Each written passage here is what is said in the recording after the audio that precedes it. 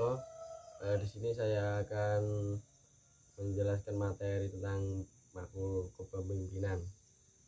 Pertama-tama terima kasih kepada Pak Agung yang sudah memberikan saya tugas video ini. Oke, yang pertama, pemahaman kepemimpinan. Setiap orang pernah merasakan menjadi seorang pemimpin, entah itu di lingkungan sekolah, tempat kerja, keluarga, atau dirinya sendiri. Dalam Kamus Besar Bahasa Indonesia, pengertian kepemimpinan adalah cara memimpin atau perihal pemimpin. Secara harfiah, kepemimpinan berasal dari kata pimpin yang artinya mengarahkan, membina, mengatur, dan menuntun, menunjukkan, atau memengaruhi. Pemimpin bukan sekedar memerintah seorang bawahnya. Seorang pemimpin membantu diri mereka sendiri dan orang lain untuk melakukan hal yang benar. Mereka menetapkan arah, membangun visi yang menginspirasi, dan menciptakan sesuatu yang baru. Kepemimpinan adalah tentang memetakan kemana Anda harus pergi untuk berhasil sebagai tim organisasi. Dan ketika seorang pemimpin menetapkan tujuan, mereka juga harus menggunakan keterampilan manajemen mereka untuk membimbing orang-orang mereka ke tujuan yang tepat dengan cara efektif dan efisien. Pengertian kepemimpinan dari para ahli. Yang pertama, menurut George R. Terry, pengertian kepemimpinan adalah hubungan yang ada dalam seseorang atau pemimpin dan berpengaruh yang lain untuk mau bekerja secara sadar dalam kaitannya dengan tugas untuk mencapai tujuan yang diinginkannya. Yang kedua, menurut William G. Scott berpendapat pengertian kepemimpinan adalah proses mempengaruhi kegiatan yang diselenggarakan dalam kelompok upaya mereka untuk mencapai tujuan yang ditetapkan. Menurut Rouse and Behling, pengertian kepemimpinan adalah proses mempengaruhi aktivitas kelompok yang terorganisir terhadap pencapaian tujuan. Lalu, pengertian kepemimpinan menurut Wessler dan Masaryk adalah pengaruh antar pribadi yang dijalankan dalam situasi tertentu dan diarahkan melalui proses komunikasi untuk mencapai tujuan tertentu atau lebih. Dilansir dari sumber merdeka.com dengan judul pengertian kepemimpinan beserta fungsi dan tujuannya. Yang kedua yaitu bedanya bos dan pemimpin. Kita seringkali menyebut atasan dengan bos atau pemimpin karena mengira keduanya sama. Bos sering dikaitkan dengan kata bossy yang artinya suka memerintah. Ini membuat bos terkesan kurang menyenangkan. Sedangkan leader dianggap lebih positif karena merupakan orang yang nggak cuma memberikan perintah tapi juga petua. Seorang bos mengacu pada posisi atau kekuasaan tertentu. Jadi, seseorang dianggap sebagai bos jika menempati posisi itu di suatu perusahaan atau organisasi. Jika dilihat dari kamus Oxford, arti bos dalam kata kerja adalah seorang yang memberi perintah dengan cara mendominasi. Pemimpin jika dilihat dari kata kerja di kamus Oxford, maka kata memimpin diartikan sebagai tindakan menunjukkan orang lain jalan menuju suatu tujuan dengan berjalan di depan atau di sampingnya. Ini yang membuat pemimpin dinilai lebih positif dibandingkan bos.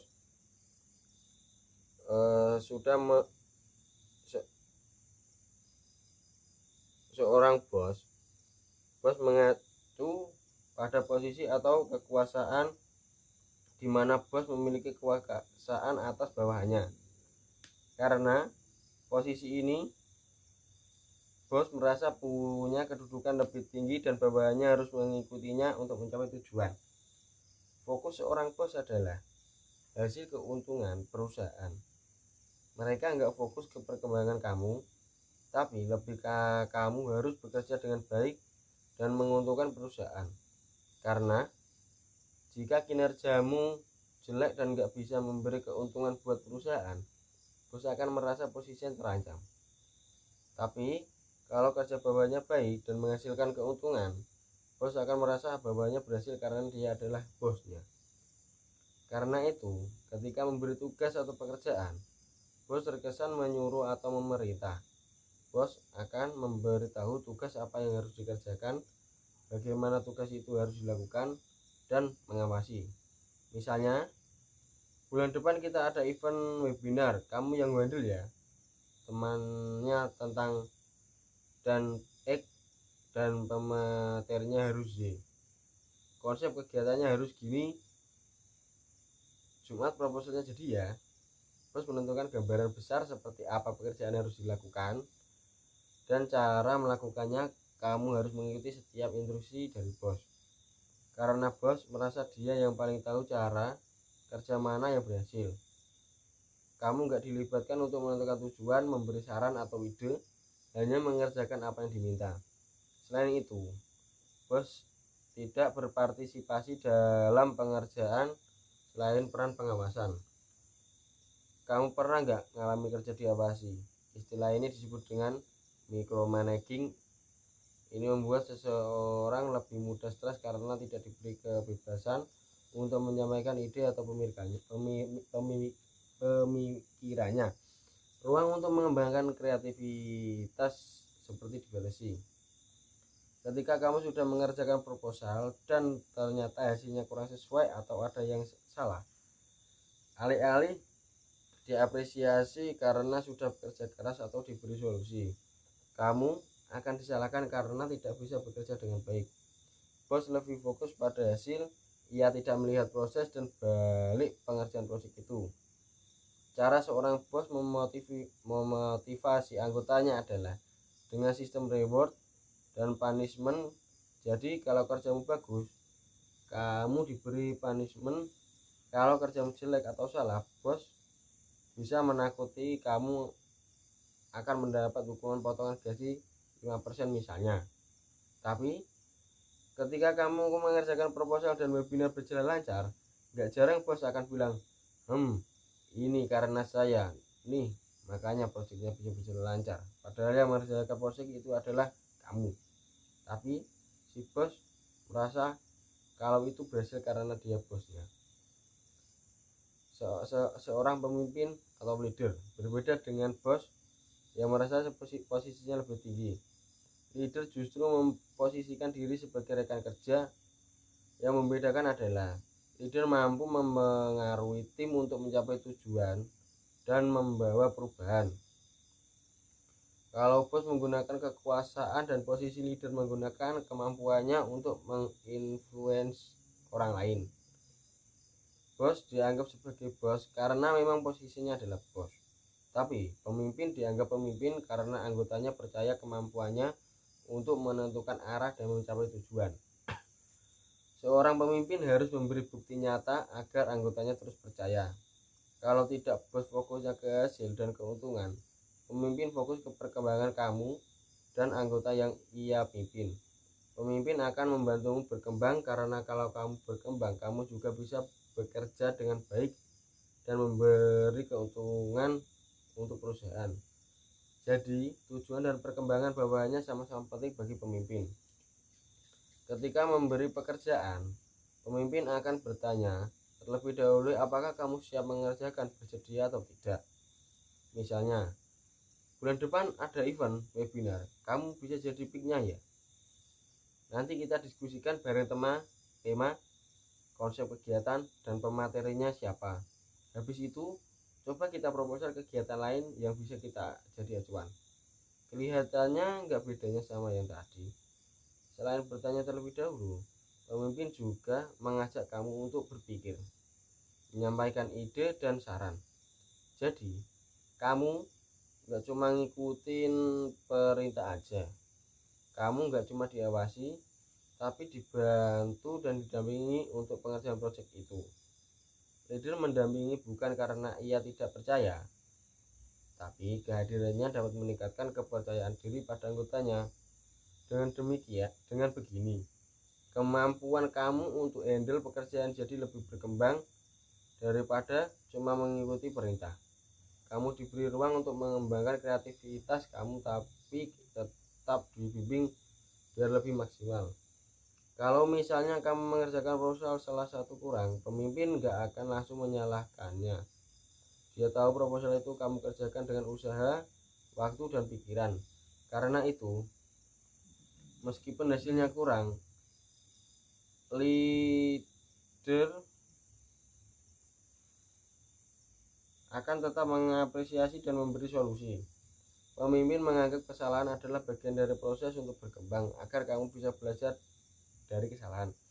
Kamu nggak ditakut-takuti, diintimidasi, justru ia akan memberikan semangat, motivasi, dan juga bantuan agar kamu bisa mengerjakan proyek itu dengan baik.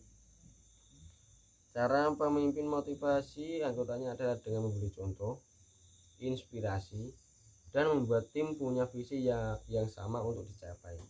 Nah, kita proyek berjalan dengan lancar, pemimpin gak akan merasa itu berhasil karena dia. Proyek itu berhasil karena kerja keras banyak orang termasuk kamu, dan dia ikut senang kalau kamu berhasil. Mungkin pemimpin akan bilang, proyek ini bisa berhasil karena kerja keras kita semua. Akan tanpa kalian mah kayak butiran debu. Apresiasi membuat siapa saja merasa kerja kerasnya dihargai dan bermanfaat. Nah, itulah perbedaan antara bos dan juga pemimpin. Kalau kamu sendiri, kamu jadi yang mana, bos atau pemimpin? Bos kita sudah tidak menjabat, maka ia akan kehilangan pengaruhnya, tapi seorang leader akan selalu berpengaruh dan menginspirasi. Dari sumber http://blogskillacademy.com. Perbedaan bos dan pemimpin. Kucek motor nih. Yang ketiga, konsep dan fungsi pemimpin. Yang ketiga, konsep dan fungsi kepemimpinan. Fungsi kepemimpinan yaitu yang satu, fungsi instruktif. Fungsi ini bersifat perintah, suatu perintah kepada orang atau anggota kelompok dengan jelas hingga yang diberi perintah melaksanakan tugas dengan baik dan benar. Fungsi instruktif memposisikan pemimpin sebagai pengambil keputusan serta pemberi tugas kepada para anggota, sementara anggota hanya bertugas menjalankan instruksi yang diberikan. Yang kedua, fungsi konsultatif. Fungsi konsultatif bersifat dua arah, terkait gaya kepemimpinan yang menganut kebiasaan mendengar pendapat dan pertimbangan anggota sebelum pengambilan keputusan. Fungsi kepemimpinan menempatkan anggota organisasi atau bawahan melakukan konsultasi dengan pemimpin dalam mencari solusi terbaik, mencari tujuan bersama. Yang ketiga, fungsi partisipasi. Fungsi partisipasi dalam pengambilan dan keikutsertaan. Partisipasi mengarah pada keterlibatan mental dan emosi seseorang dalam mencapai sebuah tujuan dan adanya pertanggungjawaban di dalamnya. Partisipasi merupakan bentuk demokrasi. Orang-orang diikutsertakan dalam suatu perencanaan dan pelaksanaan. Fungsi ini menempatkan pemimpin mampu mendorong semua anggota atau pengikutnya untuk dapat berpartisipasi dan memberi inisiatif dalam proyek bersama. Fungsi partisipasi dalam kepemimpinan dalam membuat anggota organisasi, suatu organisasi atau perusahaan tidak hanya sekedar mendengar dan menjalankan, serta pengambilan dalam proses mencapai tujuan. Yang berikutnya, fungsi delegasi. Fungsi delegasi memiliki arti perwakilan. utusan dengan proses penunjukan secara langsung maupun musyawarah. Penunjukan yang tujuannya mengutus seseorang menjadi perwakilan suatu kelompok atau organisasi. Kepemimpinan dengan fungsi delegasi membuat pemimpin mendelegasikan suatu wewenang kepada orang lain atau anggota yang sesuai. Yang berikutnya, fungsi pengendalian. Fungsi pengendalian para anggota suatu proses pengaturan berbagai faktor dalam suatu organisasi atau perusahaan. Hal ini agar pelaksanaan harus sesuai dengan perencanaan. Fungsi pengendalian dalam kepemimpinan dalam arti pemimpin mengendalikan semua aktivitas atau pekerjaan.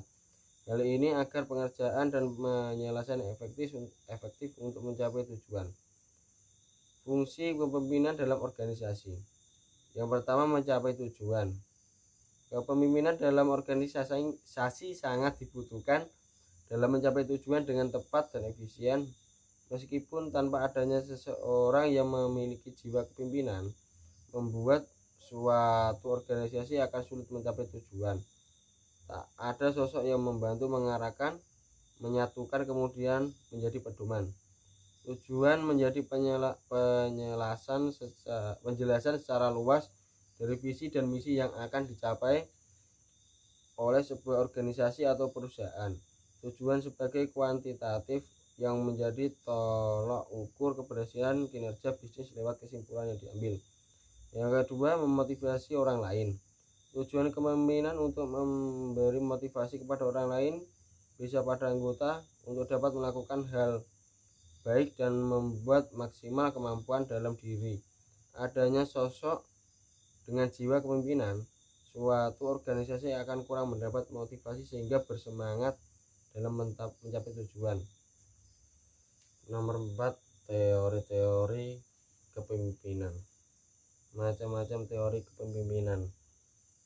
Sebagai pengetahuan bagi yang sedang belajar menjadi pemimpin, ada beberapa teori yang dapat dipergunakan untuk memperdalam konsep kepemimpinan dalam diri kita. Yang pertama, Great Man Theory, atau dikenal sebagai teori orang hebat, membuat asumsi bahwa sifat kepemimpinan dan bakat-bakat kepemimpinan dibawa seseorang semenjak orang tersebut dilahirkan. Teori ini berkembang sejak abad ke-19. Meski tidak dapat diidentifikasi dengan sesuatu kajian ilmiah mengenai karakteristik dan kombinasi manusia seperti apa yang dapat dikatakan sebagai pemimpin hebat, tetapi banyak orang yang mengakui bahwa hanya satu orang di antaranya banyak individu pasti memiliki ciri khas sebagai pemimpin yang hebat. Yang kedua, trait teori, yang sering kita sebut sebagai teori sifat kepribadian ini meyakini bahwa orang yang dilahirkan atau dilatih dengan kepribadian tertentu akan menjadikan mereka unggul dalam peran kepemimpinan. Hal ini dapat diartikan sebagai kualitas kepribadian tertentu seperti keberanian, kecerdasan, pengetahuan, kecakapan, daya tanggap, dan nilai-nilai lainnya dapat membuat seseorang menjadi pemimpin yang baik. Teori kepemimpinan ini fokus terhadap analisis karakteristik mental, fisik, dan sosial guna mendapatkan lebih banyak pemahaman dan pengetahuan tentang karakteristik dan kombinasi karakteristik yang umum di antara pemimpin. Yang ketiga, kontingensi teori, yang berasal dari kata kontingensi teori menganggap bahwa tidak ada cara yang paling baik untuk memimpin dan menyatakan bahwa setiap gaya pemimpinan harus didasarkan pada situasi dan kondisi tertentu. Atas dasar teori kontingensi ini, seseorang mungkin dapat berhasil tampil dan memimpin dengan sangat efektif pada suatu kondisi, situasi, dan tempat tertentu, namun kinerja kepemimpinannya berubah sesuai dengan situasi dan kondisi yang ada. Apabila pemimpin tersebut dipindahkan ke situasi dan kondisi lain, atau ketika faktor di sekitarnya telah berubah pula, teori kontingensi juga disebut dengan teori kepemimpinan situasional. Yang keempat, teori gaya dan perilaku. Teori kepemimpinan yang beredar gaya dan perilaku seperti kebalikan dari The Great Man Theory. Teori berdasar gaya dan perilaku menyatakan pemimpin hebat dibuat, bukan dilahirkan. Teori kepemimpinan ini fokus pada tindakan seseorang pemimpin, bukan pada kualitas mental dan sifat atau karakter bawaan dari orang tersebut. Teori ini menyebutkan seseorang dapat belajar dan berlatih untuk menjadi pemimpin melalui ajaran, pengalaman, dan pengamatan yang baik. Teori ini menunjukkan bahwa kepemimpinan yang efektif merupakan hasil dari 3 keterampilan utama dimiliki oleh individu, yaitu keterampilan yang berupa keterampilan teknis, manusiawi, dan konseptual. Yang nomor 5, teori Servan. Teori kepemimpinan Servan atau dalam bahasa Indonesia disebut pelayanan pertama kali diberikan pada awal tahun 1970-an. Teori ini meyakini bahwa seorang pemimpin yang baik adalah pemimpin yang bertugas untuk melayani, menjaga, dan memelihara kesejahteraan fisik serta mental pengikut atau anggotanya. Gaya kepemimpinan ini cenderung fokus untuk memenuhi kebutuhan pengikut dan membantu mereka menjadi untuk lebih mandiri dan berwawasan lebih luas. Pada teori ini, pemimpin yang baik juga diharuskan bisa bersimpati dan dapat meredakan kecemasan yang berlebih dari para pengikutnya. Maka itu, fungsi kepemimpinan diberikan pada seseorang yang pada dasarnya memiliki jiwa pelayan atau melayani.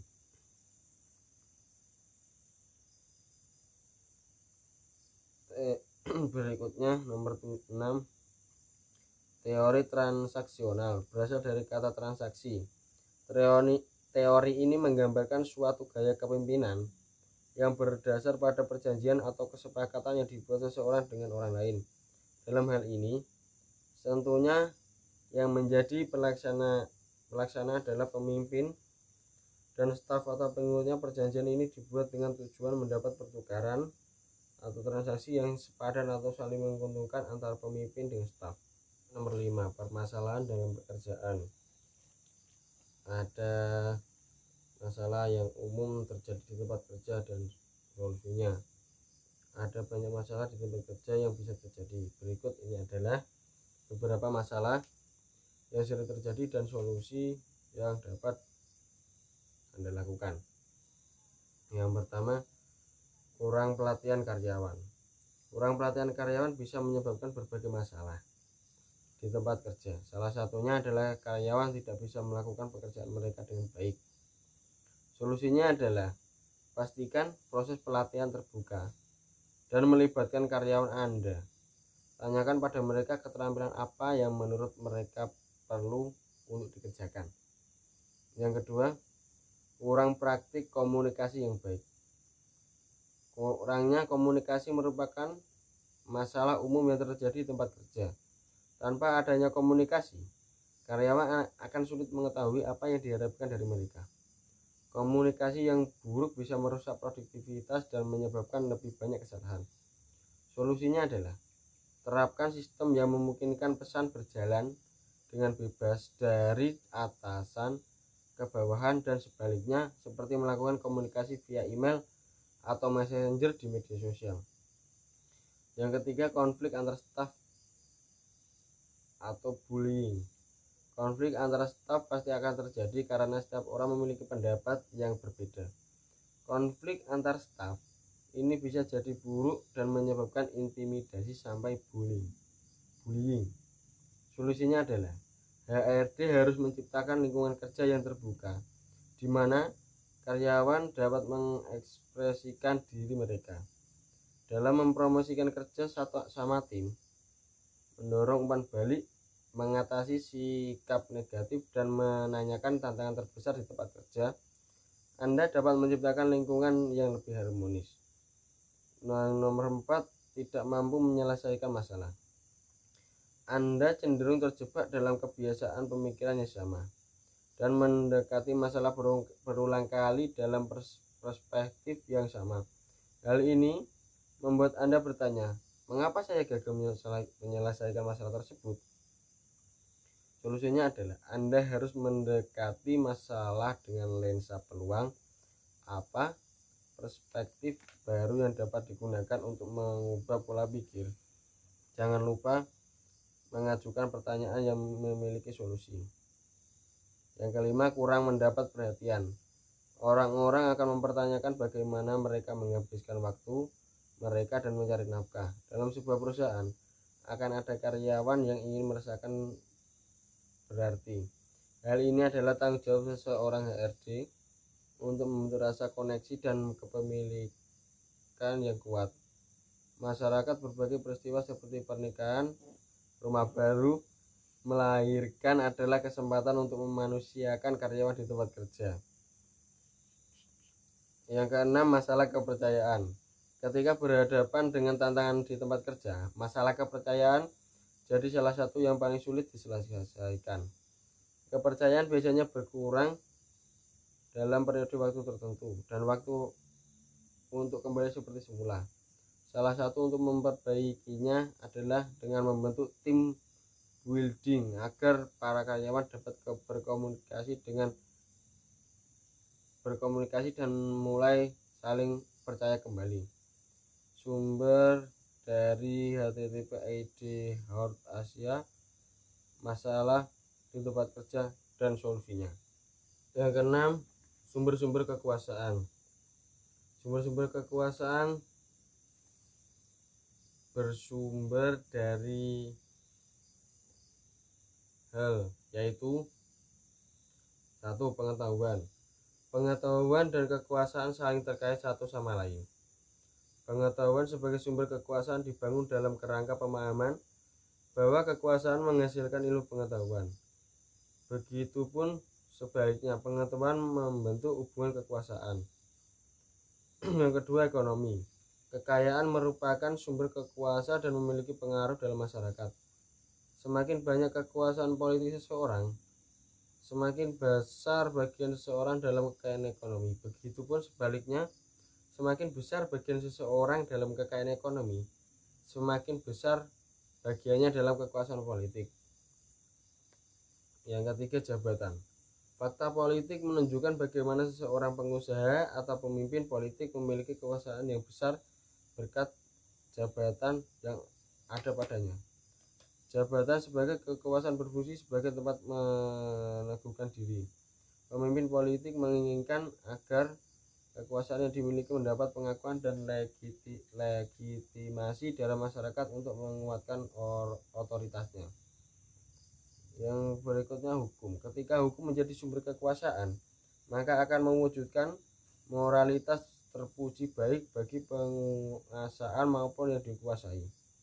Mencegah pemerintahan yang sewenang-wenang, penguasa akan memerintah untuk kepentingan kesejahteraan umum. Akan tetapi dalam praktiknya masih banyak hukum yang tidak berpihak kepada rakyat. Biasanya hadir dalam sistem pemerintahan otoriter. Hukum digunakan untuk membungkam dan menjerat lawannya. Berikutnya, modal sosial dan politik.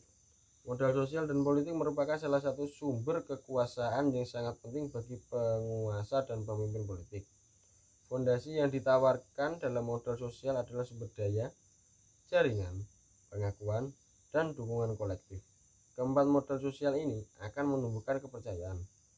Jaringan dan kepercayaan dari rakyat menjadi modal politik paling krusial bagi orang yang akan mengikuti kontestasi politik dalam arena pemilihan umum.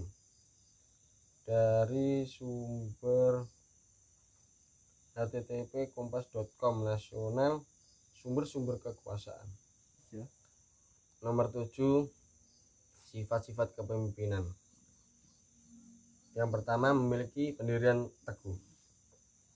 Sifat pemimpin yang baik yang pertama adalah memiliki pendirian yang teguh dan tidak mudah terpengaruh oleh perkataan dari orang lain. Pemimpin yang mempunyai pendirian teguh akan menjadi pemimpin yang bisa berjalan sesuai dengan tujuan dan visinya tanpa terpengaruh oleh orang-orang yang ada di sekelilingnya. Yang kedua, jujur. Pemimpin harus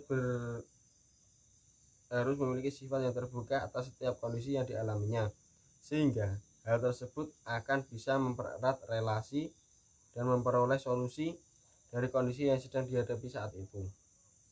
Yang ketiga, adil. Pemimpin yang baik harus mengerti dan memahami pekerjaan apa saja yang pantas untuk karyawannya sesuai dengan batas kemampuan yang mereka miliki. Dengan karakter ini, maka seseorang pemimpin nantinya akan bisa lebih dihargai dan dihormati oleh setiap karyawannya. Yang keempat, cerdas. Seorang pemimpin yang baik dan juga harus memiliki pengetahuan yang luas. Karena sebagai pemimpin, Anda harus mentransfer pengetahuan Anda pada setiap karyawan Anda dan memberikan pengajaran pada mereka terkait pengetahuan yang mungkin saja belum mereka mengerti. Yang nomor 5, bertanggung jawab. Sebagai seorang pemimpin, sikap tanggung jawab dan mental adalah salah satu hal yang harus diterapkan di dalam setiap sifat pemimpin. Setiap pemimpin harus siap menerima risiko yang mungkin saja terjadi dalam bisnis yang sedang mereka jalankan. Dalam kondisi inilah sikap dan tanggung jawab menjadi sangat diperlukan dalam seorang pemimpin.